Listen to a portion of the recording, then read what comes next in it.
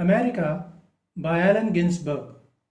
Structure, summary, analysis. Hello and welcome to the discourse. Allen Ginsberg was a prominent poet of America and an influential figure in the Beat generation. His literary contributions span poetry, essays, and other forms of writing. He was born on June 3, 1926 and died on April 5, 1997. His major poetic collections include Howl and Other Poems, published in 1956, Kaddish and Other Poems, published in 1961, The Fall of America, 1973, Cosmopolitan Greetings, Poems, published in 1994, and the Book of Martyrdom and Artifice, published in 1973. He was a Pulitzer Prize finalist in 1995 for his book Cosmopolitan Greetings. Some of his most influential poems include America, 1956, A Supermarket in California, 1956, and Sunflower Sutra, 1955. Ginsberg was hugely influenced by the works of the English poet and artist William Blake, the American poet Walt Whitman, and the Spanish poet Federico García Lorca. In his poem America, he took inspiration from the epic free verse style of the 19th century American poet Walt Whitman. Structure of America. America is a poem written by Allen Ginsberg in 1956. It reflects the poet's feelings about the political and social landscape of the United States during that period. Ginsberg's work often incorporates Beat generation themes, including counterculture, critique of materialism, and a deep exploration of personal and national identity. It is a long poem, 93 lines, written in 8 stanzas of differing lengths. The poem is written in irregular meter or free verse style. The first stanza has 16 lines, the second and third consist of 12 lines, and the fourth and fifth stanza consist of 10 lines each. He followed an irregular rhythm and stream of consciousness style to compose this poem. The poem includes a series of rhetorical questions and statements that challenges the status quo. The poem is a strong critique of American society. Ginsberg criticizes capitalism, war, and consumerism. The poet raises questions against nuclear warfare, foreign policy in Asia, racial unrest in the US, and resistance against communism. The poem is set in the 1950s, the period of the Cold War, the time after the World Wars, when America faced a terrible economic surge. Ginsberg used apostrophe, personification, anaphora, and rhetorical questions in the poem. Summary of America. First stanza, lines 1 to 16.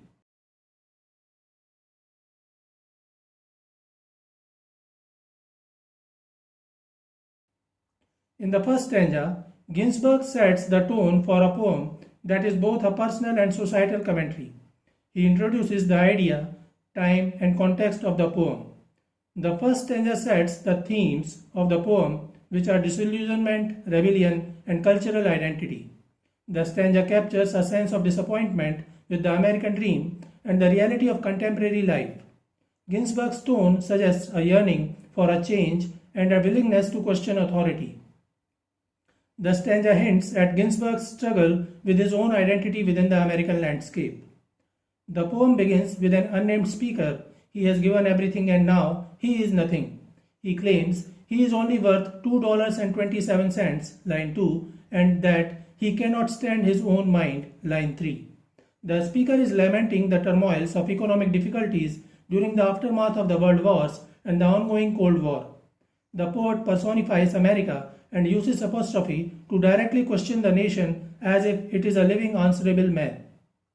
He accuses the militarism and nuclear proliferation of the country, and he tells America to go fuck yourself with your atom bomb. Ginsberg wonders when America will end the Cold War, and he takes a strong stand against nuclear proliferation.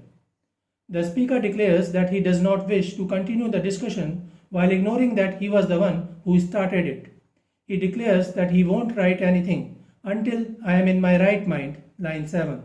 But then he mentions that he will never be in his right mind, and thus he continues to converse and write. He presents America as a lost lover, someone he once loved and saw great promise and potential in. It was a potential for salvation, but now he is frustrated and angrily laments.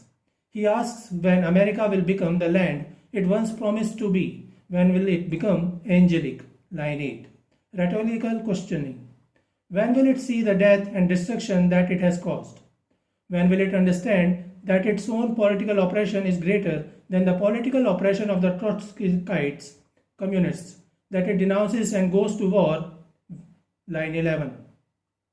Ginsberg laments that the libraries of America, representing the potential of free information and free expression, are full of tears. 12.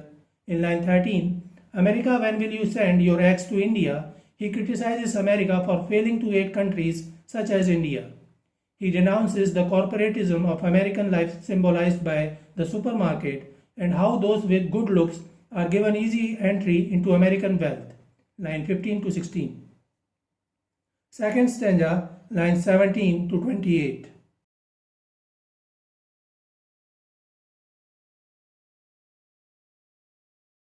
In the second stanza, the speaker tries to find a way to make peace with his lost lover, the personified America, and says, "You and I who are perfect." He expresses how much he adored the country. "You made me want to be a saint." Line 19. He mentions that his first calling was to be a labor lawyer and help the workers, but he chose to be a poet saint instead because of the optimism and promise America offered him. The speaker admits that he cannot give up my obsession. 24. It is an obsession with the promise of America, with the things that he once believed deeply in: justice, tolerance, freedom, and acceptance. Throughout the stanza, the speaker tries to find a way of reconciliation with his beloved nation, America. There must be some other way to settle this argument. Line 20. He mentions William S. Burroughs, who after a run-in with the law, moved to Tangiers, Morocco, where he was in a kind of exile from the United States because of legal problems related to the transport of illegal drugs from Mexico. He accuses America's demonization and isolation of its great artists and supports the idea of legalizing marijuana, Beat Generation. In line 26, the plum blossoms are falling. He uses imagery. In Eastern cultures, plum blossoms are a symbol of peace. The speaker laments America's essence as a benevolent leader of the world is in decline. He accuses America of violence and deterioration. He has not read the newspapers for months, and that the reason is because every day somebody goes on trial for murder. Line 27-28. Stanza 3, lines 29 to 40.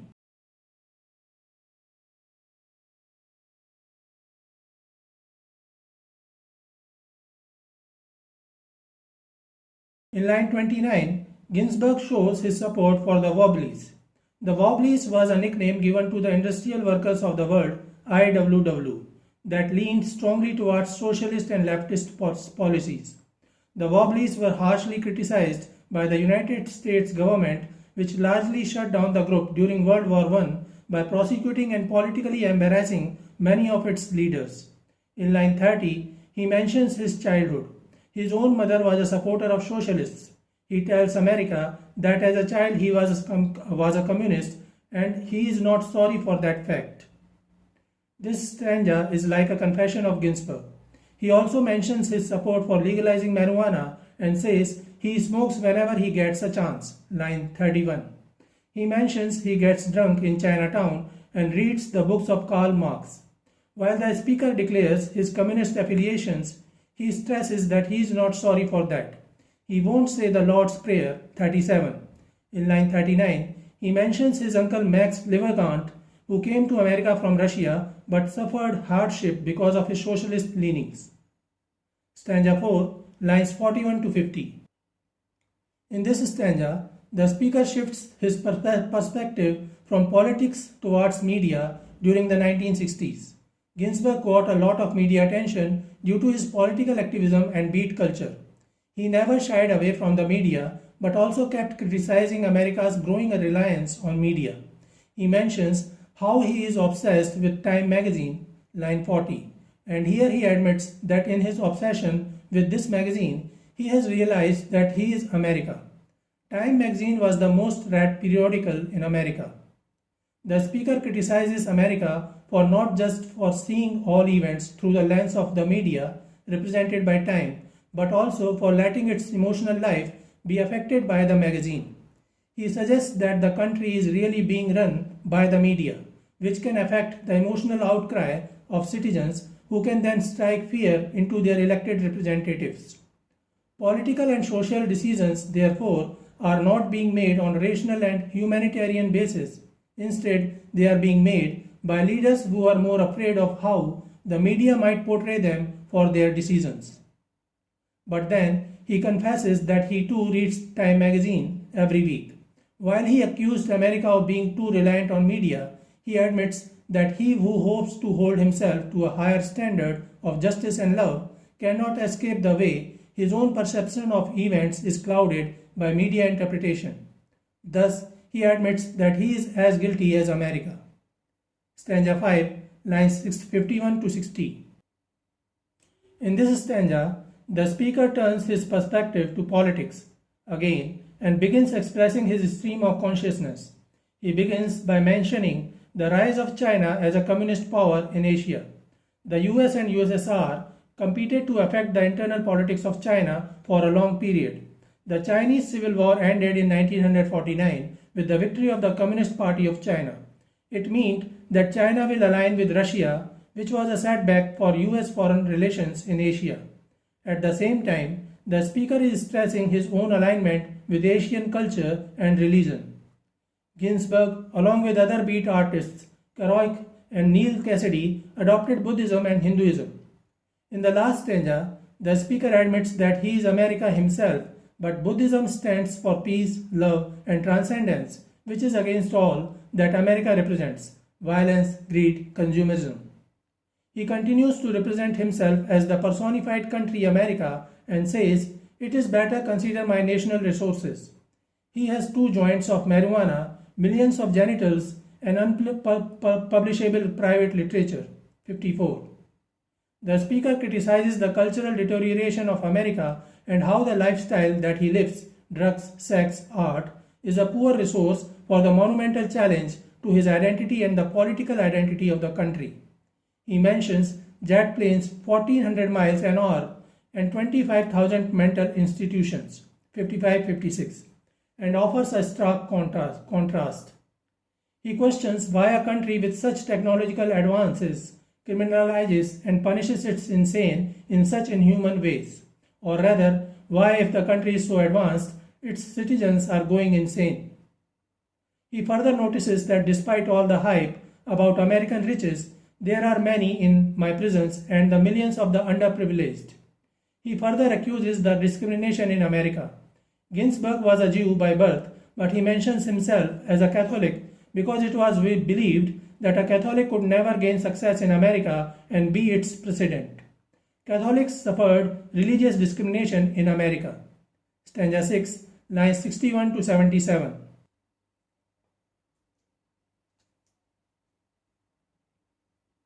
The speaker begins striking against America's economic policies. He accuses America of being in a silly mood and that this prevents him from writing a true holy litany of the country's faults. He mentions Henry Ford, whose assembly line method of production revolutionized industry in the beginning of the 20th century and made America the economic superpower. The speaker suggests that maybe he too should begin producing poetry like Henry Ford and should think about profits alone only. He suggests this is the American way. Everything is done for profit and nothing valuable comes without business sense. However, this creates injustice, discrimination, and partiality, he laments. The speaker then demands justice from America by mentioning the historical case Free Tom Mooney, 65. Tom Mooney was a labor leader in the early 20th century who had been falsely imprisoned for a San Francisco bombing in 1916. Save the Spanish loyalists, line 66. The leftist army supported by the Soviet Union in the Spanish Civil War, who fought the fastest uprising supported by the Nazi Germany.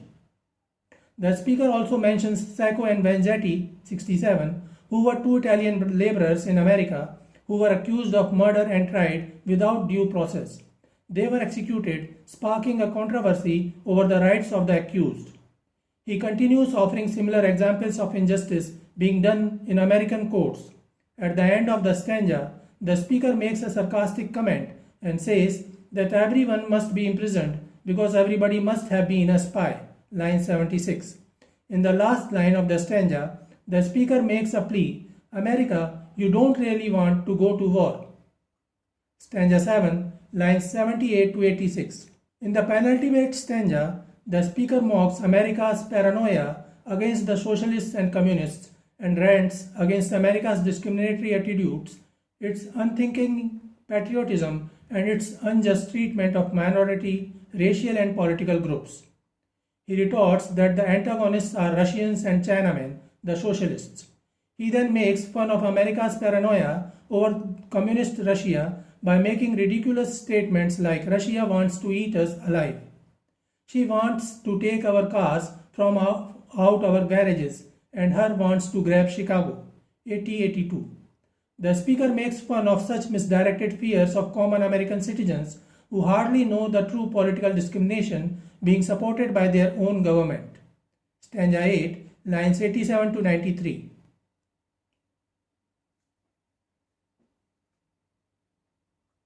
In the last stanza, the speaker gives up his mocking and sarcastic run by returning to serious speech. He already accused of America of all the atrocities, but now he is in disbelief that America could be so atrocious, discriminatory, and wrong. But then he says, this is the impression I get from looking in the television set, 88, again accusing the media. He questions if it is correct. He still hopes to bring the change and is willing to do so as much as he could do. Get right down to the job, line 90, to bring the better days. He then mentions that he cannot join the army nor can work in factories, not only because of his political and social beliefs, but also because he is nearsighted and psychopathic anyway, line 92. So he is physically and mentally unfit to be in the army or factories. In the last line, the speaker declares that whatever he could do, he will do with utmost sincerity and devotion. My queer soldier to the wheel, 93. Putting one's shoulder to the wheel is an expression of hard work and labor, but queer means soft and effeminate. The speaker states that he will prove that even the outcasts, the weak, and the effeminate can effect change. So this is it for today. We will continue to discuss the history of American English literature. Please stay connected with the discourse. Thanks and regards.